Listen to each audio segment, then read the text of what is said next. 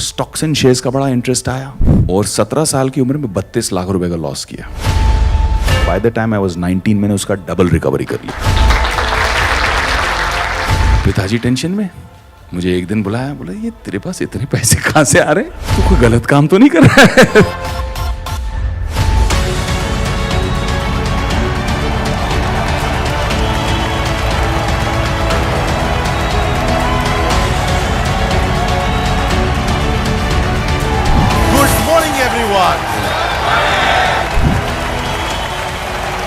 Thank you for all the love. तो आज यार थोड़ी बातें करेंगे, थोड़ी सी मैं आपको अपनी कहानी शेयर करूंगा। मैं पढ़ाई कर रहा था मेयो कॉलेज अजमेर में, जो बहुत स्ट्रिक्ट बॉयज बोर्डिंग स्कूल है अजमेर में। अब बॉयज बोर्डिंग स्कूल में दुनिया इतने में सीमित थी, वही 300 एकड़ का कैंपस, उसी के अंदर खाना पीना कपड़े जूते जो चाहिए होते थे, जाना पड़ता था, साइन करना पड़ता था, बिल पहुंच जाता था पिताजी को। हमें तो कुछ समझ नहीं आया दाल आटे का भाव, तो हम तो ऐसे ही ले लेते, भैया 2 टी-शर्ट देना 2 जूते देना, यही करके ले लेते थे स्टोर से। तो बाहर का एक्सपोजर जीरो। अच्छा, हम निपटा के जब बंबई पहुंचे, अब पिताजी के साथ मैंने आने के बाद कहा कि पॉकेट मनी क्या होनी चाहिए। तूने कहा 500 रुपये बहुत है। पिताजी बहुत ही ज्यादा उसूल वाले, आदर्श वाले, 500 रुपये ही मिलेंगे, उससे ज्यादा कुछ नहीं मिलेंगे, और चाहिए तो खुद कमा लो। अब उन्हें कह तो दिया और चोट भी लगी बड़ी गहरी। पहले का बस से जाओ कह रहे हैं, ट्रेन से जाओ कह रहे हैं, फिर उसके ऊपर बोलते हैं 500 रुपये मिलेंगे और कुछ। मैंने कहा 500 रुपये भी आप ही रख लो, नहीं चाहिए। बड़े एटीट्यूड में पंजाबी स्टाइल में दिल बड़ा करके बोल के आ गया मैं। अब हालत ख़राब, अगले सुबह कैसे पहुंचूंगा कॉलेज। एक आध दिन तो किसी दोस्त से पूछ लिया, भैया लिफ्ट दे दे, ये कर दे वो कर दे। रोज़ का मैनेजमेंट कैसे होगा भैया। चल के जाना पड़ा मुझे भाई, मेरे यहाँ से घर से चल के जाना पड़ा। रियल फाका जिसको कहते हैं, बिल्कुल जेब में कुछ नहीं। अब ऐसे में एक अपॉर्चुनिटी आई, किसी ने शो पे देखा, एक रेडियो प्लेज जो क्रिएट करती थी, उन्होंने कहा कि आपकी आवाज़ बहुत अच्छी है, आप एक्सप्रेशन बहुत अच्छा करते हो, आप रेडियो प्लेस करोगे क्या। मैंने कहा हाँ ज़रूर करेंगे। रेडियो प्लेस करने पहुंच गए, वहाँ किसी ने पूछा आप जिंगल्स करोगे, रेडियो के एड्स करोगे, तो मैंने कहा हाँ कर लेंगे। फिर किसी ने वहाँ से पूछा बड़ी अंग्रेज़ी फिल्में और सीरीज़ हिंदुस्तान आ रही हैं, आप उसकी हिंदी में डबिंग कर लोगे। मैंने कहा हाँ कर लेंगे। ये जो जिसने ये कहा उनका नाम था रॉनी स्क्रू वाला, जिन्होंने आगे चल के यूटीवी बनाई। और यूटीवी एक छोटी सी जगह होती थी जहाँ हम जाया करते थे, बेसमेंट के अंदर एक छोटा सा डबिंग स्टूडियो हुआ करता था, और जितनी आपकी पिक्चरें हैं जुरासिक पार्क से लेके देखो देखो बड़ी चिपकली, वो सारा हम जाके वहाँ पे हिंदी में डबिंग करते थे। और भाई ऐसा हुआ कि महीने का 40-50 हज़ार कमाने लग गया आपका भाई। और मैंने अपना खुद का अकाउंट खोला सेपरेट, और बैंक अकाउंट के साथ में एटीएम कार्ड लिया। उस ज़माने में एटीएम कार्ड मतलब वाह वाह, मतलब स्टाइल होता था। एटीएम कार्ड टेबल पे निकाल के रखने का अलग ही मतलब फील होती थी, क्या बात है। अब पिताजी टेंशन में मुझे एक दिन बुलाया, बोला ये तेरे पास इतने पैसे कहाँ से आ रहे हैं, तू कोई गलत काम तो नहीं कर रहा है तुम। और फिर उनको मैंने समझाया बताया। अब जब कैपिटल बनने लग गया, चैप्टर 2 12वीं में सब्जेक्ट चूज करना था, हमने बहुत सोचा बहुत समझा कि इकोनॉमिक्स करना चाहिए। क्यों इकोनॉमिक्स करना चाहिए? क्योंकि पूरे कॉलेज में सबसे खूबसूरत टीचर इकोनॉमिक्स की है। हम पहुंच गए इकोनॉमिक्स करने, पर एक्चुअल रुचि आई, लड़की का नाम रुचि नहीं था, एक्चुअल इंटरेस्ट आया कि किस तरह से इकोनॉमिक्स वर्क करता है। जहाँ हम रोज़ वड़ा पाव चाय पीने जाते थे, सदा नाम था उसकी, छोटी सी पान बीड़ी की दुकान थी, उसके बगल में हरी भाई थे जिनकी चाय वड़ा पाव की दुकान थी। उनसे हम पूछने लगे भैया आप कैसे करते हो बिजनेस बताओ। और जो अंदर क्लासरूम में सीख रहे थे उसको हमने इनके बिजनेस में अप्लाई करना शुरू कर दिया कि कितना किताबी है और कितना प्रैक्टिकल। तो स्टॉक कैसे करते हैं, कैश फ्लो का मैनेजमेंट कैसे करते हैं, ये सारी चीज़ें वहाँ से सीखी। और देखते ही देखते माइक्रो फाइनेंस शुरू कर दिया। यानी कि कॉलेज के जितने लोग थे उनके बिजनेस मॉडल को समझना। कोई डोसा वाला है, तो कोई वड़ा पाव वाला है, कोई चाय वाला है, कोई सैंडविच वाला है, किसी की पान बीड़ी की दुकान है। इन सब का मॉडल समझ के इनको फाइनेंस करना और एक हेल्थी वे में प्रॉफिट शेयर लेना, ना कि उस जमाने में जो होता था 7-8% पर मंथ चार्ज करते थे इनफॉर्मल फाइनेंसिंग, क्योंकि फॉर्मल फाइनेंसिंग तो थी ही नहीं, बैंकिंग थी ही नहीं। तो एक टाइम ऐसा आया जब तक मैं ग्रेजुएट हुआ कि जो पूरे कॉलेजेस के सामने जितनी दुकानें थी सबके साथ मेरा अकाउंट चलता था, सबके साथ मेरी फाइनेंसिंग चलती थी और सबके साथ बाइक खाता बना के रखा था। यहाँ से ऑलवेज फॉरवर्ड प्रोग्रेशन कि क्या नेक्स्ट, क्या है, व्हाट नेक्स्ट। और व्हाट नेक्स्ट में जापान का एक बहुत सुंदर शब्द है भाई, काइजेन, कांस्टेंट इंप्रूवमेंट, कि आगे क्या और क्या बेटर और क्या बेटर हो सकता है। लाला जी की तरह रिलैक्स नहीं करना हमको कि भाई हो गया, चलो ठीक है, सब चल रहा है, अब छेड़ो मत। आगे क्या, नेक्स्ट क्या, ग्रोथ कैसे होगी। उस ग्रोथ की फिराक में आगे बढ़े। स्टॉक्स एंड शेयर्स का बड़ा इंटरेस्ट आया, स्टॉक लगाए, लोगों के कहने पे टिप विप किए और 17 साल की उम्र में 32 लाख रुपए का लॉस किया। ऐसा लग रहा था हाय हाय, वो फिल्मों में चूड़ियां उड़ियां तोड़ते ना, वैसे लग रहा था मुझे कि ये क्या हो गया, मेरा पूरा कैपिटल इरोड हो गया भैया। जितनी मेहनत करके इतना कुछ किया था, क्रिएट कमाया था, इतना मल्टीप्लाई किया था, वो सब खत्म हो गया। I lost a lot of money.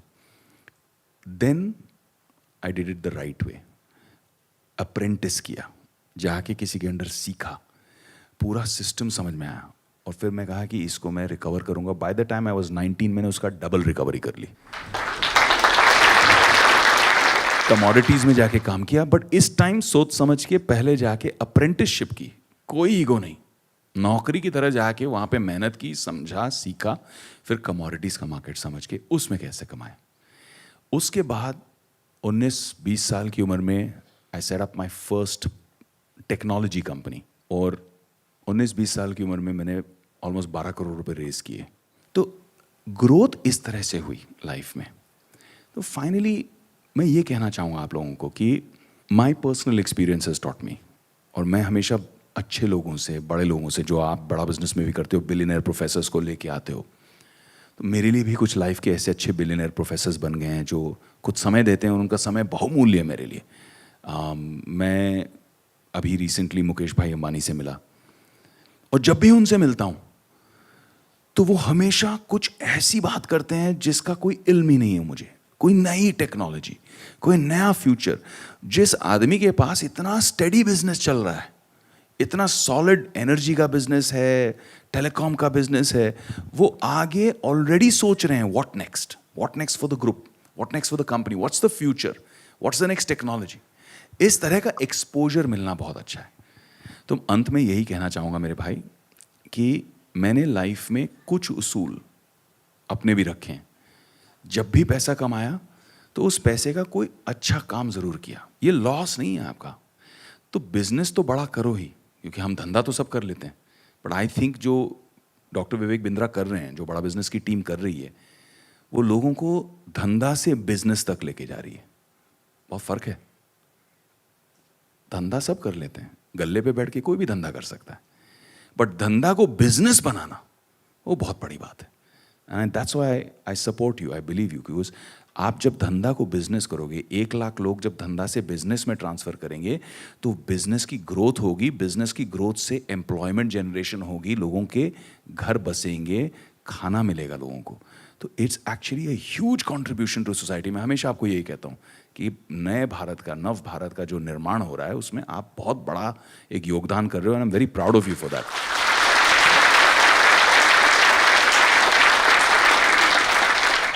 I have a question from you. मैं ये जानना चाहूँगा और सब ये जानना चाहेंगे, फ़ायदा होगा, कि आप एक स्टार्टअप को मेंटर करने से पहले, उसमें इन्वेस्ट करने से पहले, उसमें अपना समय देने से पहले, उसको बड़ा करने का डिसीजन लेने से पहले, आप what all do you see? क्या 5-7 चीज़ों का ध्यान रखते हैं कि यार ये अगर कंपनी में होगा तो मैं उसमें आने को तैयार हूँ और उसको बड़ा करूँगा? बहुत बहुत बढ़िया सवाल है। तो कोई भी बिजनेस, चाहे वो स्टार्टअप कंपनीज हो, चाहे वो ट्रेडिशनल फैमिली ओन्ड बिजनेसेस हों जो 2 साल, 3 जनरेशन, 4 जनरेशन चलते आई हैं, जिनको हम पब्लिक ले गए हैं, IPO ले गए हैं, कोई भी बिजनेसेस में कुछ चीज़ें मेरे लिए बहुत मायने रखती हैं। फर्स्ट कट, तह तक जाना तो बाद में होता ही है, हर चीज़ की आप डिटेल्स देखते हैं, आप अकाउंट्स देखते हैं, एनालिसिस करते हैं, बट जो इनिशियल चीज़ें हैं, जो इमीडिएट इंपॉर्टेंट चीज़ें हैं, फर्स्ट कट, सुपरफिशियल लेवल पे, पहला और सबसे अहम, फाउंडर कौन है, बिजनेस चला कौन रहा है, उसका माइंडसेट क्या है, उसकी स्टेबिलिटी क्या है, उसका बिहेवियर कैसा है, समझने की कोशिश करते हैं। क्योंकि जब आपसे कोई मिलता है बिजनेस के लिए तो वो आपका बेस्ट बिहेवियर ही प्रेजेंट करता है, लेकिन उसके बारे में लोग क्या कहते हैं, मार्केट क्या कहता है, सप्लायर्स क्या कहते हैं, उसके वेंडर्स क्या कहते हैं, हम उसकी पहले एनालिसिस निकाल लेते हैं कि how is his credibility, mindset कैसा है. तो first most important thing is आप अपने बिजनेस के खुद ब्रांड एम्बेसडर हो, यू आर दैट बिजनेस.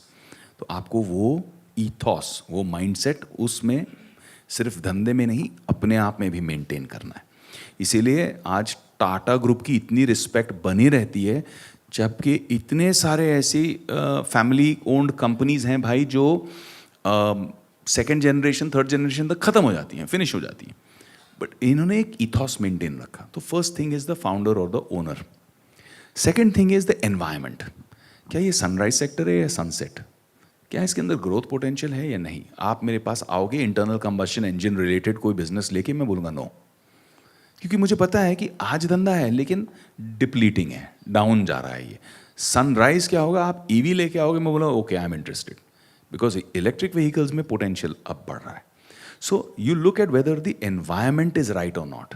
आप बोलोगे मैं हिंदी फिल्म में बना रहा हूँ और ब्राज़ील में शूट करूंगा ब्राज़ीलियन एक्टर्स के साथ में और ब्राज़ील में डिस्ट्रीब्यूट करूंगा, मैं बोलूँगा नो भैया, मार्केट ही नहीं है.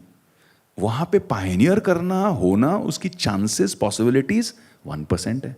मैं वो 1% पे अपने इन्वेस्टर्स का रिस्क क्यों लूँगा? I will not put my name, my brand, my money, my investors money. So you look at the environment, that's the second thing. Founder, manager, founder, owner. Second, environment. The third is What are you solving? क्या pain point है? क्योंकि जहां pain point है वहां opportunity है. क्या pain point को आप सॉल्व कर रहे हो? क्या अपॉर्चुनिटी है जो आप क्रिएट कर रहे हो from that problem? How are you solving that problem and are you doing it better than what the existing solutions are? Is it better? Is it more scalable? Is it cheaper? Is it more qualitative? This actual value addition आप कर रहे हैं या नहीं कर रहे हैं, उसे हमें असेस करना है. I never go into anything that's pure trading based, कि यहाँ एक अपॉर्चुनिटी है, यहाँ से लिया, यहाँ पकड़ा दिया. No, anything that can be built and scaled. And the last and most important thing is, can it be scaled organically? Can it be scaled organically without the founder? कि कल को फाउंडर को कुछ हो गया तो ये धंधा अपने आप चलेगा या ये उसी पे टिका है?